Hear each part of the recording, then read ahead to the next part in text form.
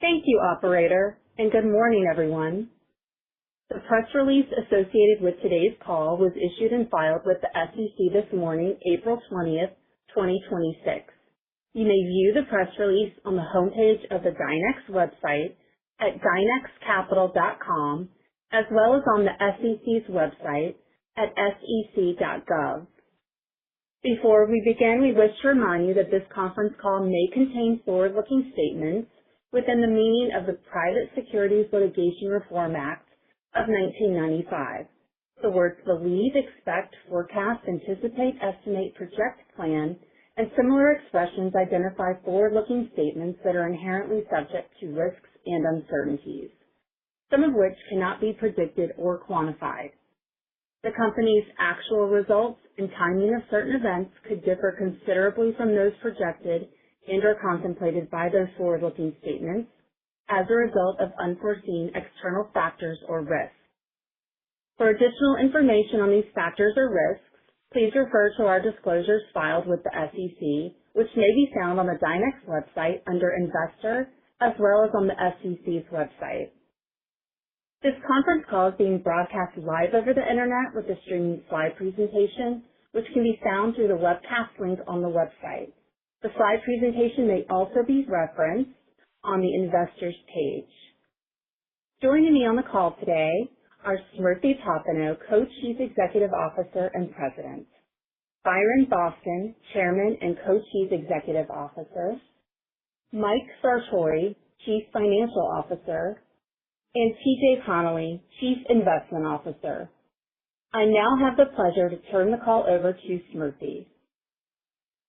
Thank you, Allison, and good morning, everyone.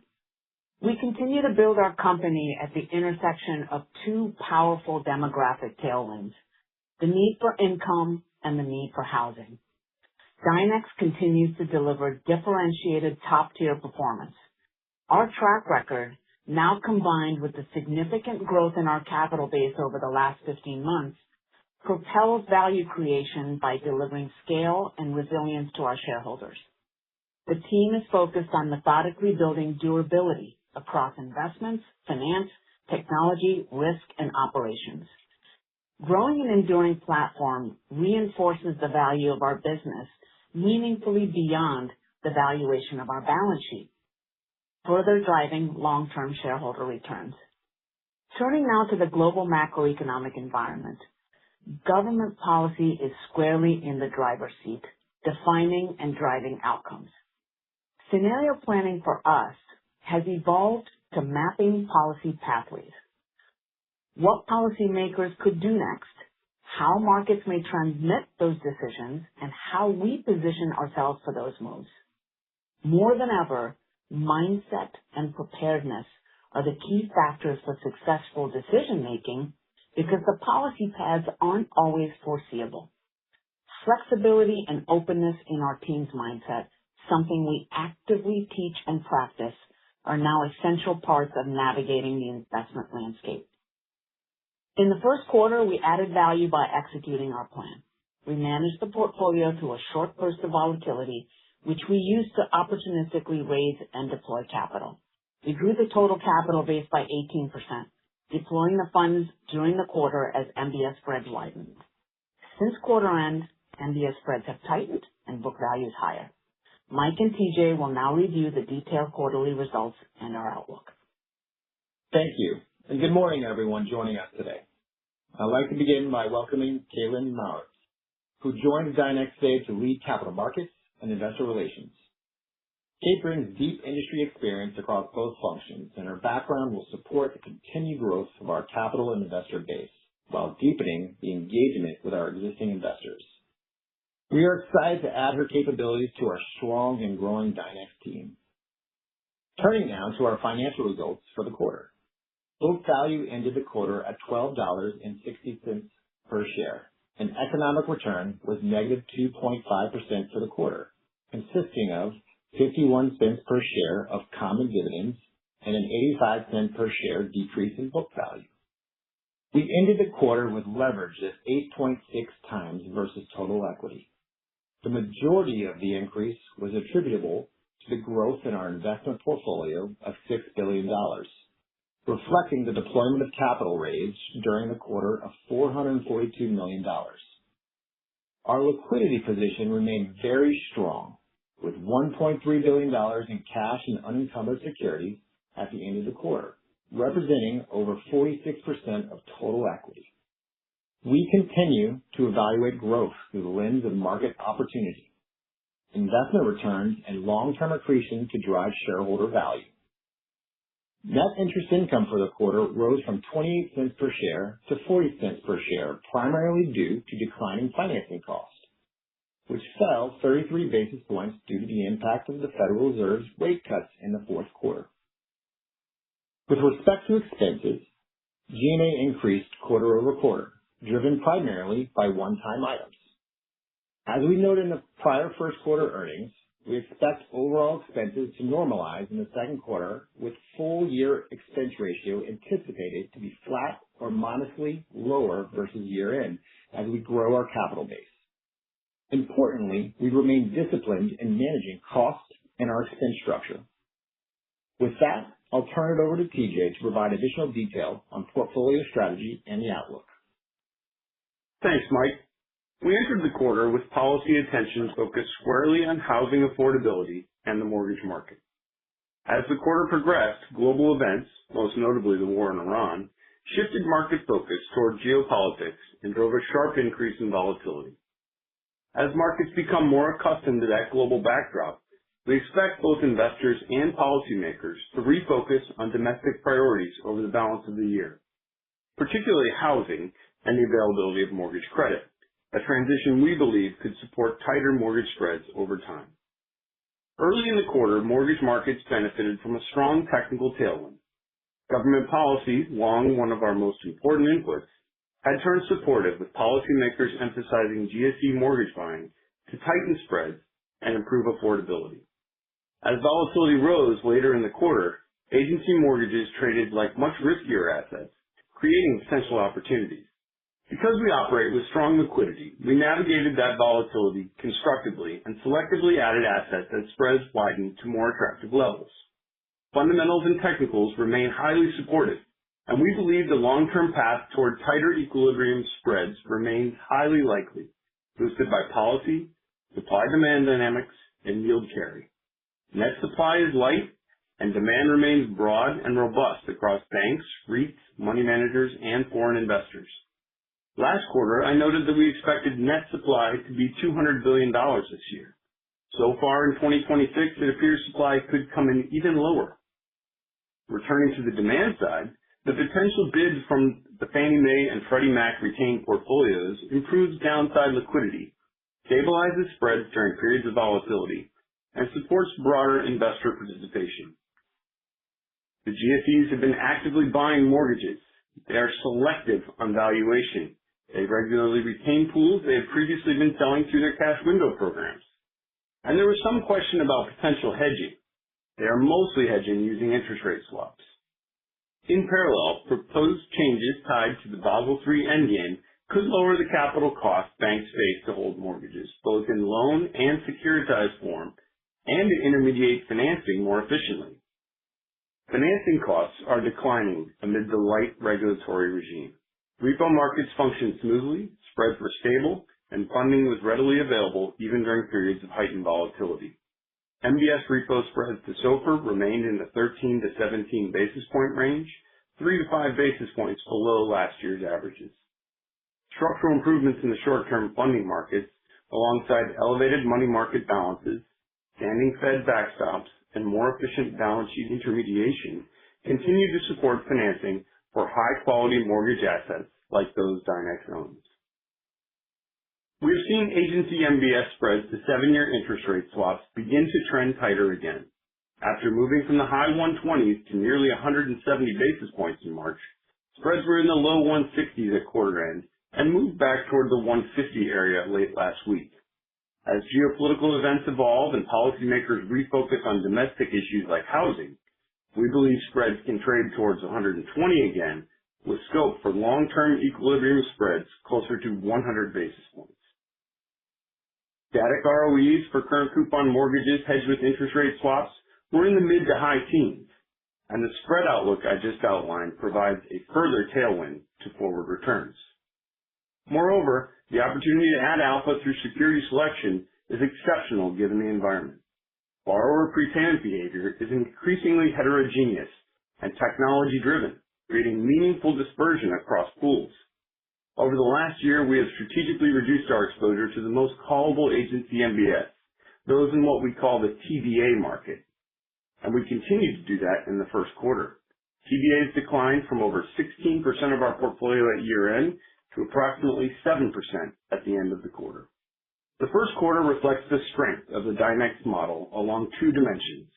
First, disciplined risk management, supported by significant financing liquidity, strategic security selection, and a focus on market structure in the context of the macro headlines, allowed us to manage through elevated volatility.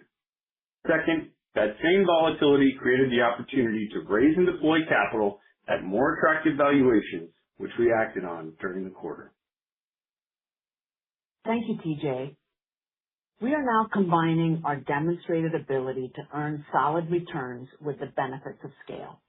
Growing our company in this attractive investment environment is an important element of value creation.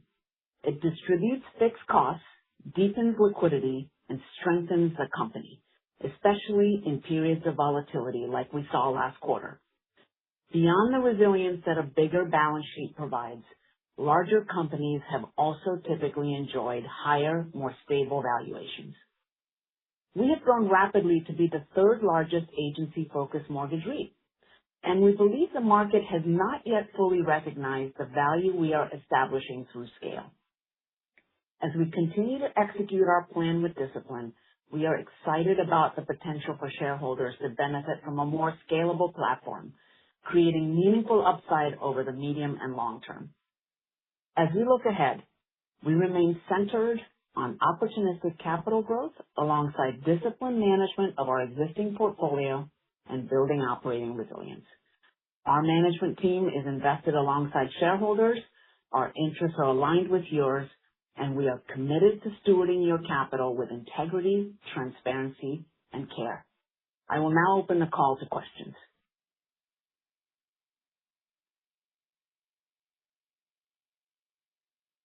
Thank you. If you are dialed in via the telephone and would like to ask a question, please signal by pressing star 1 on your telephone keypad. If you are using a speakerphone, please make sure your mute function is turned off to allow your signal to reach our equipment. If you are in the event via the web interface and would like to ask a question, simply type your question in the Ask a Question box and click Send. Once again, press star 1 to ask a question.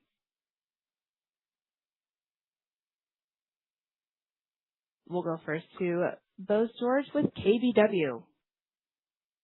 Hey, everyone. Good morning. Can we get an update on book value quarter to date? Yeah. Hi, Bose. Good morning. As of Friday's close, the estimated book value was $13.31 per share, net of the accrued common dividend, and that's up 5.6% versus quarter end. Oh, perfect. Great. Thank you.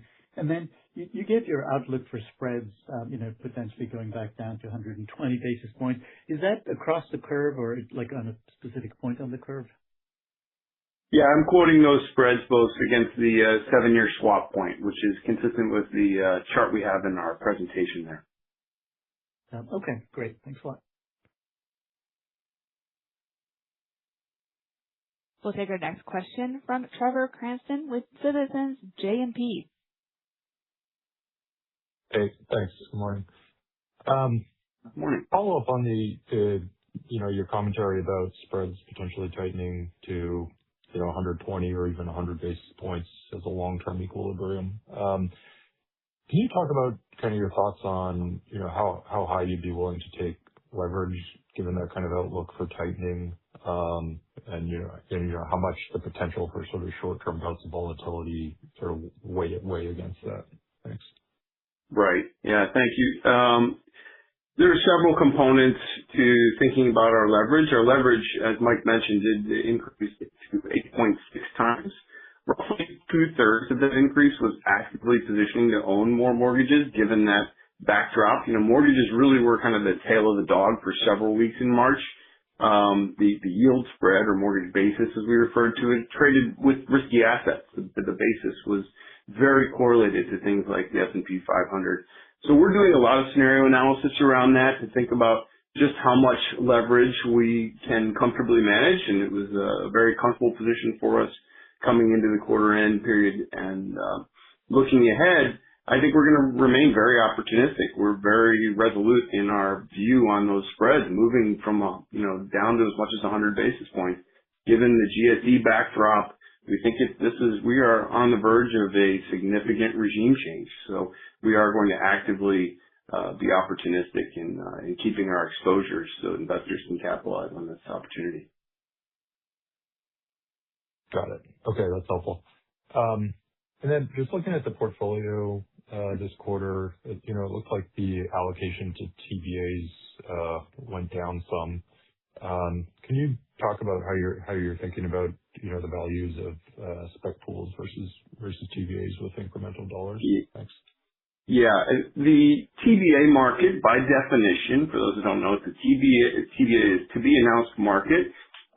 That is the cheapest to deliver segment of the mortgage market. That is to say, the pools that are, or the loans that are most callable and potentially have the most duration uncertainty, typically will get delivered into a TBA transaction. And we want to avoid those. We think those get cheaper and cheaper. They have tremendous amount of uncertainty around their cash flows. They're very, very refinanceable and callable on even the slightest move in mortgage rates. So we're trying to avoid those. We are very strategic and have been, as I mentioned in my prepared remarks, positioning for owning significantly more pools. I think, we've got a long history of security selection. This is a tremendous source of alpha for us. It's unique to this model, right? It's very hard for investors to go out and find mortgage pools and do the deep dive that we do. And you have to be in the institutional world. So it's a great opportunity for retail investors, for instance, to be able to access security selection like we can offer them. Okay. Makes sense. Thank you. My pleasure. We'll go next to Jason Weaver with Jones Trading. Hi. Good morning, guys. I was wondering if you could speak to the phasing of capital deployment over the quarter and beyond. Yeah, absolutely. In terms of the capital, and I'll let Smriti to comment a little bit, but it is very opportunistic and methodical. We are thinking a lot about multiple components that go into that optimization for our shareholders. And one of the things I think that the market often misses is total shareholder return is driven by the portfolio returns and the valuation. And one thing is very clear. Larger companies receive a larger valuation in this sector. And that's a very important part of our calculus as we think about phasing up the capital raising. And it was a significant quarter for us. I'll turn it over to Smriti, who will comment a little bit more. Hi, Jason. One of the things that we think about actively is what is the agency MBS market and what are the moves telling us about the inherent risk in that particular sector. One of the things that happened in the first quarter is that agency MBS widened, but it wasn't because there was something wrong with agency MBS per se. It wasn't a fundamental reason. They widened because the risk assets in general were weaker. And we view those types of opportunities to be really significant in terms of the ability to raise and deploy capital. So when we see that type of move, that's a signal to us to go put accretive capital that we're raising to work. So that's really the opportunistic nature of what we're talking about. In general, when we see those types of opportunities, you'll see us probably raise bigger blocks of capital, put the money to work. And then over time, I think that criterion that we've always abided by, just making sure that the cost of capital is lower than the return on the capital that we're deploying, that remains sort of the gold standard in terms of our willingness to raise and deploy capital over time. Got it. That's helpful. And just so I have this correct, obviously Forward ROE is going to be the genuine, the biggest consideration here. But Absolutely. is there a downside sort of multiple on valuation that you want to avoid, or you would underwrite to price above there, like on your book value multiple? Look, we're always going to want the shares to trade at a premium to book value. I think as a business, we've now proven two things. One is the ability to deliver strong returns in some of the most challenging environments that the market's had in the last 10 years. So that's thing number one. And then thing number two, I think it's this idea that as we grow, we are delivering significant benefits of scale to our shareholders. So at this point, we feel like the markets haven't necessarily taken that into account. I mean, having now firmly placed ourselves as the third largest company that's doing what we're doing, I think that part is not yet fully reflected in the share price. And for us to continue to tell that story, I think that's the goal here. But all else being equal, not only do we think the shares deserve to trade at book, I think we actually deserve to trade at a significant premium. Mm-hmm. All right. Well, I appreciate that. Thanks again for the answers, and congrats on the quarter. Thanks, Jason. Thanks, Jason. We'll go next to Marissa Lobo with UBS. Good morning, and thank you for taking my questions today. Of course. Could you speak to swap spread dynamics over the quarter, how that impacted performance, and did you adjust the mix between Treasury futures and swaps during the stress period? Yeah, thanks for the question, Marissa. The swap spreads, so the interest rate swap rate relative to Treasuries is what most people are quoting there, and that does tend to correlate with risky assets, much as I mentioned about the basis. So when stocks trade lower, for instance, the swap spread will trade more negative, and vice versa. When risky assets are doing well, the swap spread will trade less negative.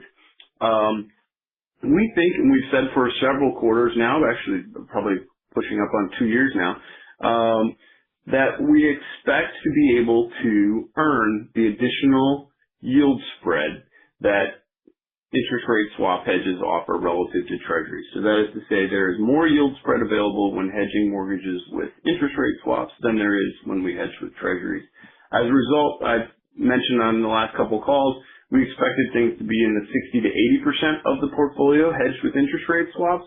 We were right around 70% on a DV01 basis at quarter end, and I expect that to be that's roughly where we're comfortable in terms of the liquidity of hedges and being able to stay nimble with futures that trade practically 24/7, at least 24/6. I think there's a little bit of scope. We could get closer if the opportunity presents itself to be closer to 80%. But again, I think it's a really compelling spread for us to continue to earn over time, and it has worked fairly well. Appreciate that. And just moving to the GSEs, you talked about, the purchase directive as resetting the spread regime tighter. How has the pace of their buying met with your expectations? And did the March spread widening test that backstop thesis in a meaningful way? Yes, it did to some extent test the backdrop they have proven to be very value-based, so I wouldn't say it's time-based so much. Which that's really important for the understanding the backstop, right? So at wider spreads, they will be more aggressive, and all indications suggest they were more aggressive at wider spread. They are fairly methodical in terms of their pool selection, so they are buying or retaining rather more pools than they have in the past relative to in the cash windows. I'd say overall, it is playing out roughly as we expected. There's periods of volatility. They wait, they put their hands up, say, okay, we'll see where value shakes out, and then they step in, much as they did when Smriti and Byron and I sat at the Freddie Mac portfolios 25 years ago. They're operating in a very similar manner at this point. Got it. Thanks so much for taking my questions. Pleasure. We'll take our next question from Mel Ross with Compass Point. Thank you. I was just kind of follow up on the previous question, but how your expectations for inflation have influenced the tenor of your interest rate swaps, noting that you moved more into the 3 and 5 year, and does that reflect your expectations for a steeper 2-10 spread? Yeah, great question. The market, I'd say, in the course of the quarter, waffled a lot, especially with the war in Iran. The market narrative shifted very quickly at points from one focused on inflation to one focused on growth, right? And we don't know the answer. We don't predict. We prepare. So we're preparing and building this portfolio to be robust to both of those regimes, potentially. I think that's really important. So you saw the swap book shorten up a little bit in that 3 to 5 year tenor. Most of that's just aging of the swap book. We're very comfortable with how this position, because the view that we have here and the risk exposures that we think are the most compelling for our shareholders to earn over time is that mortgage spread relative to the interest rate curve. So we are trying to position this to achieve, the yield spread and hold our book value as steady as possible. And I think that is, given the way the portfolio is constructed currently for this regime, it's appropriate. So I'd say overall, our highest conviction is that mortgage yield spread is what we're here to earn, and we are hedging across the curve for that reason. And to follow up on the asset side, it seems like you added more in the current and lower coupons, and avoided the higher coupons, and I'm assuming that is following on with CPR expectations. Yeah, and it's a great question because there were some really good opportunities in the initial days. It feels like a long time ago now, but in mid-January, after the Trump administration's announcement that the GSEs would be more active in buying, certain coupons really outperformed. So you'll see in our press release there that the 4% coupon is significantly lower than it was at year end, and that was because we took advantage of that alpha, right? There was a significant outperformance in those coupons, and we moved away from those coupons as they outperformed to diversify the book up into. We added some Fannie 2s even, and then some of the higher coupons. Again, it's all more and more. This market is about pool selection even than it is about coupon selection. So when you have these kind of real quick moves and things, we're watching very closely to say, hey, this is out of line. The Fannie 4s, for instance, got significantly richer, and we were able to sell into that and buy pools and other coupons that were much more compelling cash flows for us. Yeah, that's a great answer. Thank you very much. We'll take our next question from Eric Hagen with BTIG. Hey, thanks. Good morning, guys. Maybe following up a little bit on this conversation around capital raising, just looking at the timing of the capital raising, even just the broader philosophy around raising capital. I mean, is there anything fundamental that you'd identify in the current environment which has maybe changed the level at which you're prepared to raise capital relative to where you've raised in the past? And by level, I mean the level of your stock, your valuation. Yeah, I mean, as we disclosed already, Eric, that the bulk of the capital that was raised early in the quarter, when valuations were more supportive towards issuing capital versus investing. And then the investing environment kind of played itself out over the quarter as everybody saw, with spreads wider as the war in Iran progressed. So in general, I don't think the principles have changed. When it is a good idea for us to raise, we raise. When it's a good idea to invest, we invest. The raising and deploying don't necessarily have to be simultaneous in nature. Sometimes they are, and sometimes they're not. But the real principle, which I've said now, I think you can go back and check on earnings calls for 3+ years, It's really this idea of, is my cost of capital lower than the return that I can earn on that capital over time? And I think that is what makes this investment environment so unique. A, that it's lasted as long as it has. B, that the forward returns in agency MBS still continue to support active raising and deploying of capital, because over time we believe the cost of capital is going to be lower than the return on that capital, or vice versa. The return on the capital we're raising right now is actually going to be higher than the marginal cost. So that has always been our operating principle.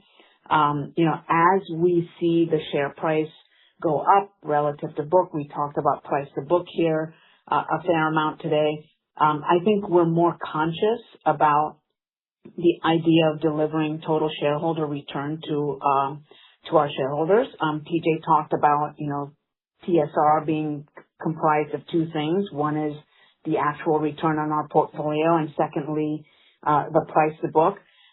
We know that those are two different components, and there's a trade-off between the two, but that also is a factor in how much we raise and how much we deploy. So a lot of what we're thinking through right now is just, number one, performance. Performance is the beginning, ending, and final arbiter of, everything that we do. So that's always number one. And then number two, delivering value through these other ways.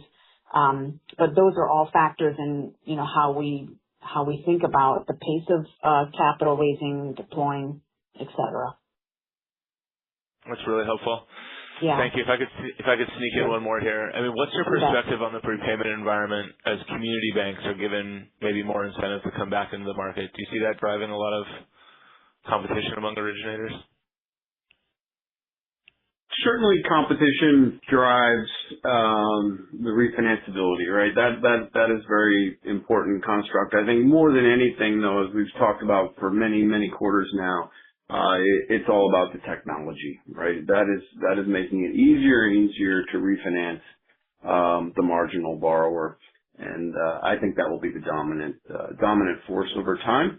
But to the extent that you have certain incentives, that you're bringing it back to something we've talked about for a long time. That's policy, right? So to the extent that policy shifts incentives for the players in the mortgage market, that's something we're watching very, very closely.